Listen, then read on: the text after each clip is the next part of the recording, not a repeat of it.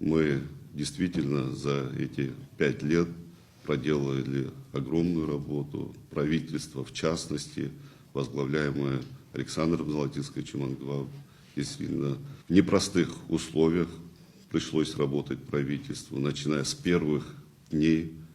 Это была история с ковидом, когда 1,5 года фактически все возможности страны были парализованы. При этом надо было сохранять жизни сотен людей, и эта работа была сделана по мере возможности, на мой взгляд, достойно.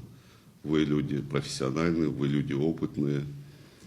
Нам удалось в разных сферах, в которых вы трудились, добиться определенных результатов. Действительно, показатели бюджета в 2,5 раза стали выше, если сравнивать с 2019 годом. Правопорядок, работа правоохранительной системы была с положительной динамикой.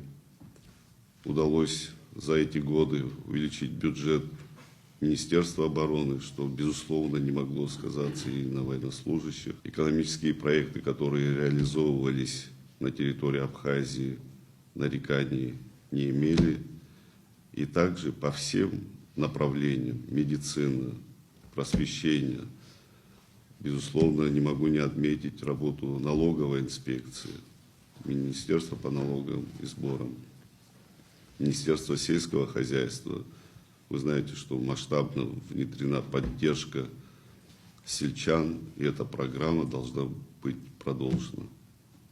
При всем при этом, безусловно, время не стоит на месте. Нам необходимо в соответствии с новыми вызовами, требованиями находить новые подходы, улучшать качество жизни граждан нашей страны. Я уверен в том, что каждый из вас, кто здесь находится, будет и дальше полезен для нашей страны.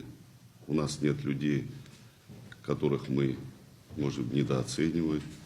Каждый из вас имеет колоссальный опыт работы, и он будет применен в рамках государственной службы.